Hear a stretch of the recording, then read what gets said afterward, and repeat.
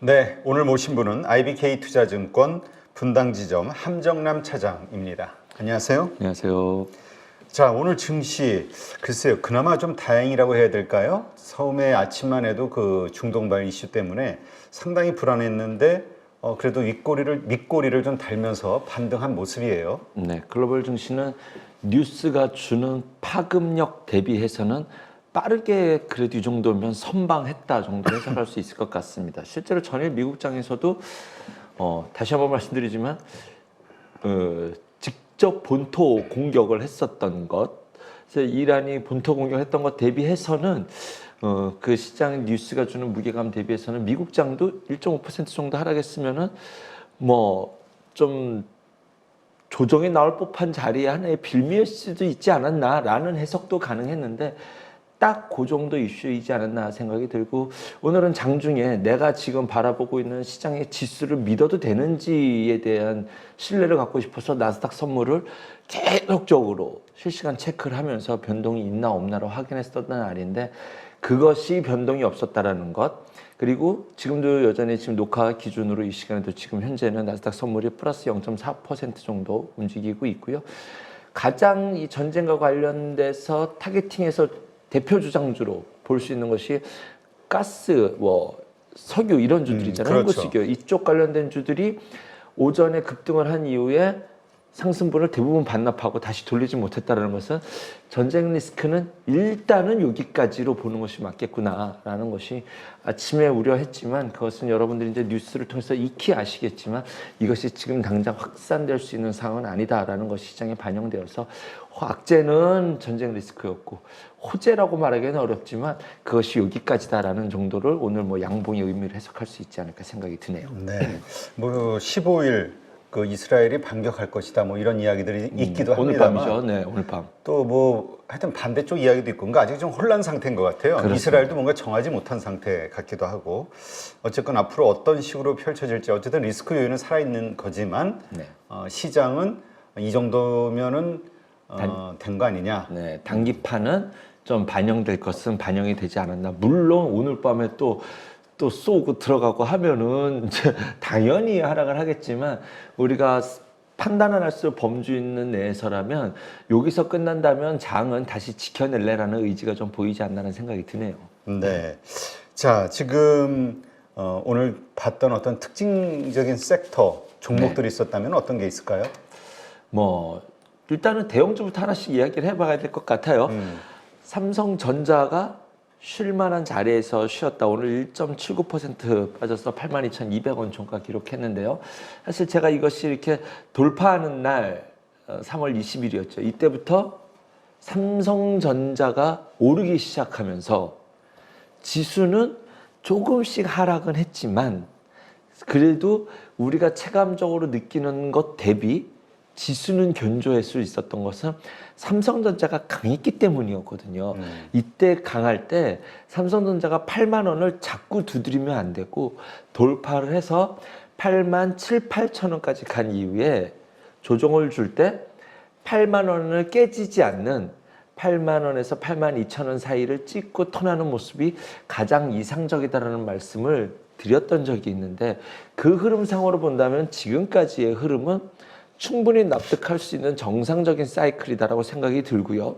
오늘 이런 와중에 어떤 종목들이 움직였냐면, 오늘 지수는 좀 재미없었던 것 같지만 SK 하이닉스, LG 에너지솔루션, 삼성바이오로스가 강보합권에 있었는데 기아가 4.3% 올랐거든요. 그러면 기아가 급등했어요. 현대차 1.47% 올랐고 삼성물산이 3% 올랐습니다. 기아가 밸류 프로그램 중에 제가 지난주에도 말씀드렸지만 밸류 프로그램 대장은 기아예요. 밸류 프로그램 대장은 기아입니다.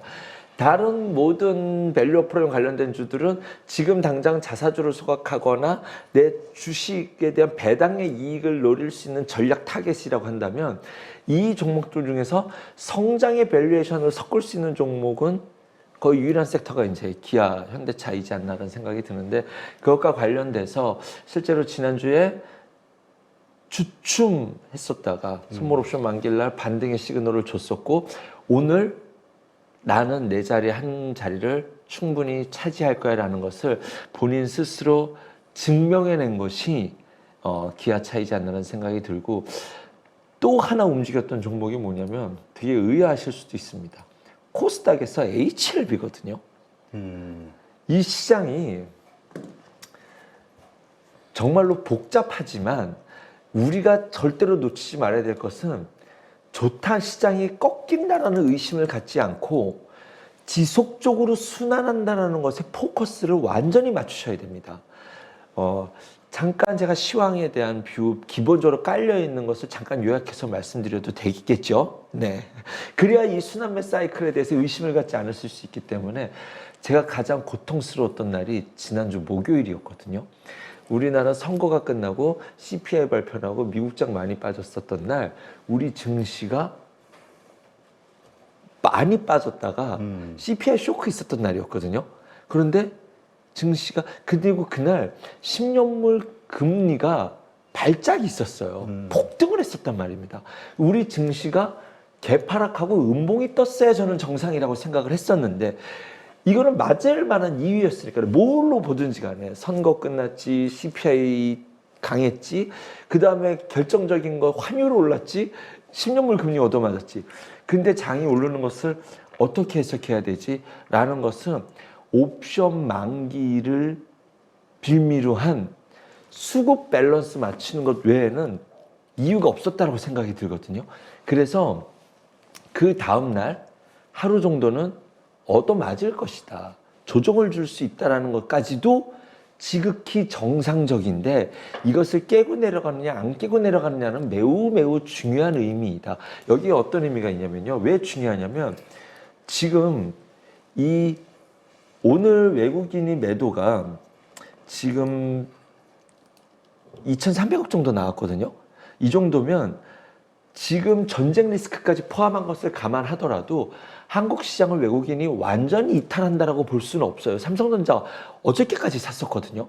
어저께까지 순매수가 지속됐기 때문에 외국인이 선물로서 포지션 정리를 해가는 것이지 외국인이 한국 삼성전자 매도했다, 한국 시장을 팔았다 이렇게 판단할 수는 없는 시장입니다. 그런 관점에서 봤었을 때 이런 과정에서도 왜 안 파는데?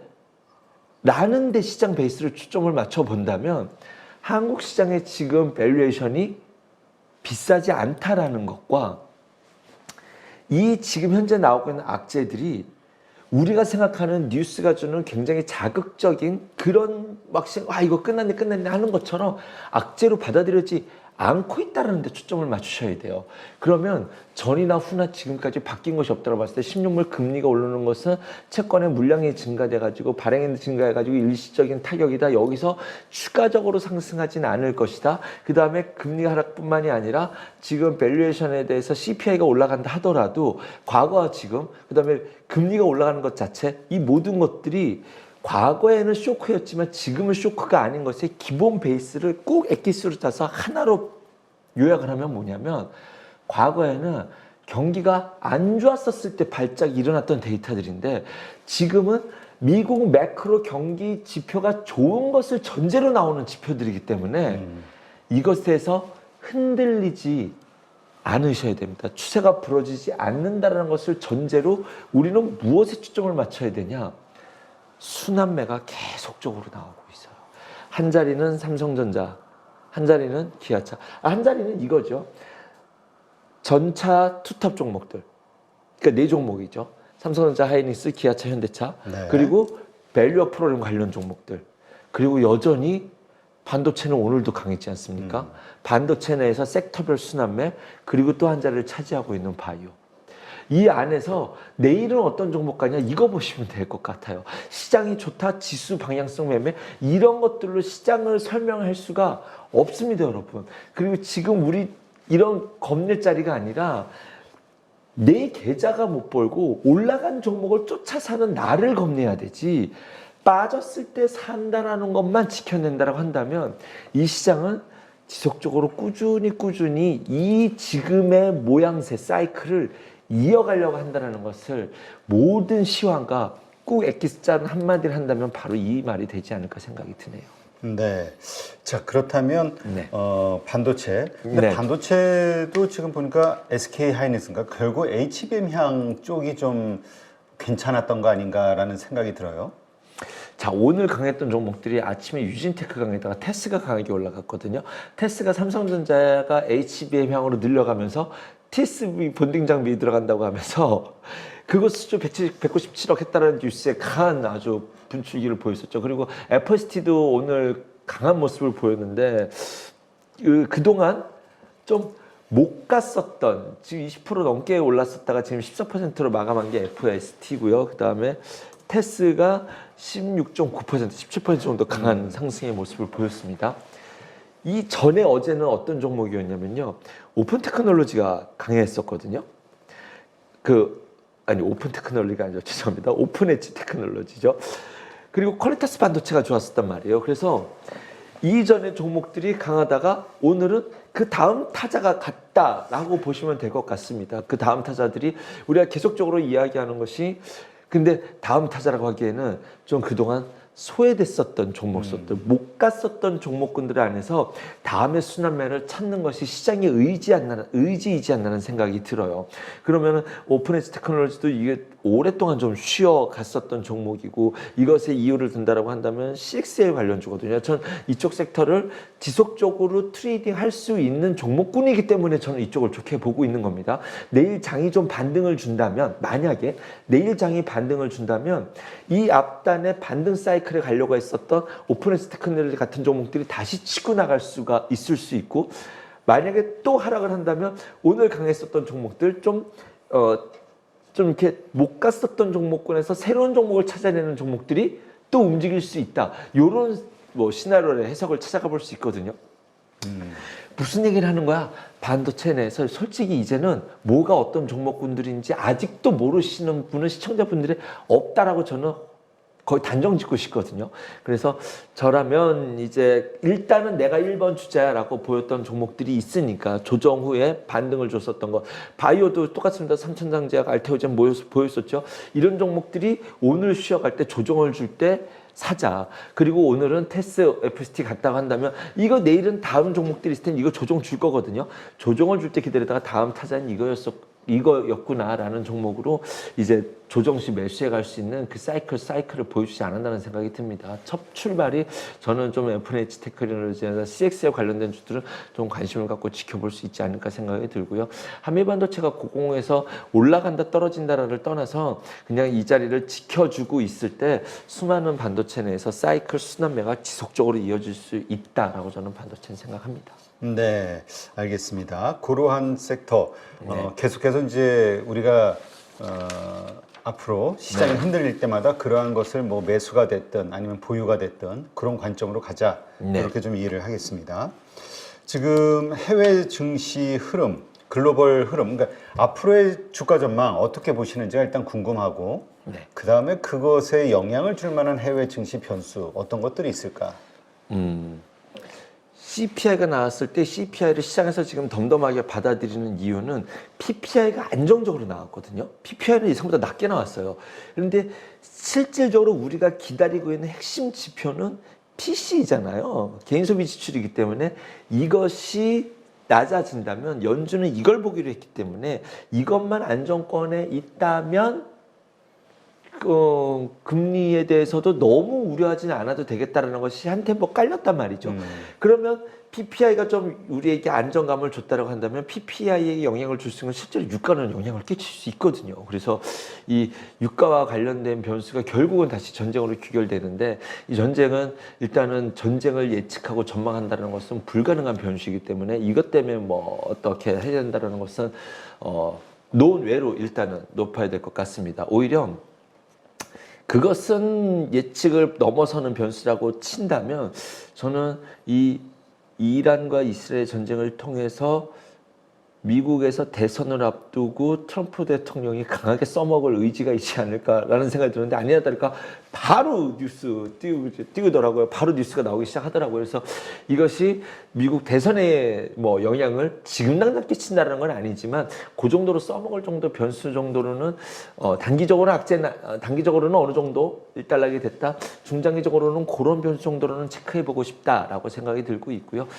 그 외에 여타의 매크로 변수들은 유가가 지금은 불편한 변수지만 그 외에 지금 금리라든가 다양한 것들이 썩 좋지는 않습니다. 우리가 편하게 할 수 있는 시장은 아닙니다만 아직까지 지금까지 과거에는 물가가 올라가거나 이런 것들이 데이터가 보였을 때 발작을 일으켰지만 그때는 경기가 안 좋았었던 사이클이고 그래서 금리를 올려서 이것을 억지로 잡았어야 되는 상황이지만 지금은 매크로 변수가 미국 경기의 화랑을 보여주면서 거기에가 대전제로 된 데이터 변수들이기 때문에 지금은 그때와 해석을 달리하는 것이 맞다라고 생각이 듭니다. 오히려 우리가 걱정해야 되는 것은 지수가 좋다라는 것이 내 계좌에 녹아날 수 있느냐가 훨씬 더 중요한 현상이지 않나라는 생각이 들어요. 그래서 과거에는 단타 트레이딩을 주의하셔다라고 말씀드렸는데 지금은 단타 트레이딩을 안 할 수 없는 시장 상황 속에서 가장 우리가 내 계좌를 지켜야 될 때서 가장 중요시하게 여겨야 되는 것은 지금 순환 사이클이 하루 단위로 바뀌기 때문에 적어도 추격에 대해서는 조심하셔야 되고 손절도 지금 깨지면 사면 되고 돌파하고 치고 나가면 매도하면 되는 장이라 그러면 아니 이거 좋아서 더 갈 수 있을 거야 라는 페이크 변수의 종목들이 여기저기서 등장해서 내 것도 상한가 가겠지 이런 좀 기대감을 갖게 되고 거기에 무리한 욕심을 부리고 싶게 되거든요. 이 한 종목으로 승부를 봐야지. 그런데 그것이 되는 경우보다는 안 되는 경우가 훨씬 많기 때문에 지금은 시장의 변화되는 테마 순환매, 종목 순환매가 꾸준히 유지되고 있는 상황 속에서 내 계좌를 조정해 줬을 때 종목을 늘려가고 비중을 확대하고 주가가 올랐을 때 비중을 축소하는 아주 냉철한 트레이딩으로 시장을 바라보는 마인드 컨트롤이 훨씬 더 중요한 시장이지 않을까 하는 생각이 듭니다. 그래서 그냥 아무 생각 없이 종목 이름도 보지 않고 빠질 때 사고 올라갈 때 그냥 아유 몰라 5%나 나왔는데 라고 기계적으로 매매하시는 분들은 기본적으로 수익률이 좋다 나쁘다를 떠나서 시장에 별반 이런 심리적 데미지가 없어요. 그런데 어떤 섹터와 종목에 확신을 갖고 있다가 주가가 깨질 때는 일단은 비중 축소하고 올라갈 때는 무리하게 비중을 이제 출발이다 하고 비중을 확대하시는 분들은 마인드 컨트롤을 지켜내지 못하는 것이 좀 시장의 그런 모습들이 옆에서 캐치가 되는 것을 느껴집니다. 우리 시장의 분들도 지금 시장 대응하기가 쉽지 않다는 것을 모두가 공감할 텐데 예전에도 그런 말씀 한번 드렸지만 계좌는 다쳐도 마음은 다칠 필요가 없습니다. 이 순환매가 유지된다라는 의지를 확인했기 때문에 오늘 밸류업 프로그램 바이오도 지난주 금요일도 바이오가 좋았었거든요. 오늘 이 순환매 사이클을 깨고 싶지 않구나 그러면 반대로 얘기하면 오늘 빠졌던 종목들이 많았기 때문에 올라가는 종목보다 빠지는 종목이 2배가량 많았거든요. 그렇기 때문에 다시 이것에 대해서 기회가 올 수 있는 종목들이 많다라는 쪽으로 좀 우리들의 좀 마인드 컨트롤을 지켜야 될 필요가 있지 않나 생각해 봅니다. 네, 일단 지금 이렇게 조정을 받을 때 네. 하락이 좀 세게 나올 때 일단 비중을 줄여야 될지 아니면 지금 뭐 이미 늦었다 네. 그냥 버티면서 가자 어떤 게 지금 상황에서 가장 유리한 선택일지가 아마 다들 헷갈리실 것 같아요. 예전에는 이런 이야기들이 있었어요. 이렇게 종목 투자할 때 6개월 들고 가고 싶어. 그래서 6개월 전략으로 종목 이거 묻는 분들이 많았는데 아예 사라졌어요. 지금 내 마음속에 오늘 사서 내일 수익 날 종목들만 우리가 어느덧 익숙해져 있고 6개월 전략, 1년 전략 농사 짓는 것으로 이야기하는 것들이 굉장히 이제 이렇게 특히 방송을 보시는 분들에게는 굉장히 무의미한 이야기가 돼버렸기 때문에 지금 이 자리에서는 그런 이야기들을 말씀드리기가 조금 조심스럽다. 하지만 시장 자체를 겁먹으실 필요는 없지 않을까. 미국에서도 서서히 엔비디아가 약할 때 느리지만 마이크론, 애플이 이렇게 조금씩 올라오는 그 시청의 자리를 이렇게 채워나가려고 하지 붕괴의 모습이 나오지 않았거든요. 네. 그런데 붕괴가 나오려는 변수들은 우리뿐만 아니라 미국도 충분히 이 악재들은 오픈된 악재 약재들이란 말이에요. 그렇죠. 이거를 지켜내고 있기 때문에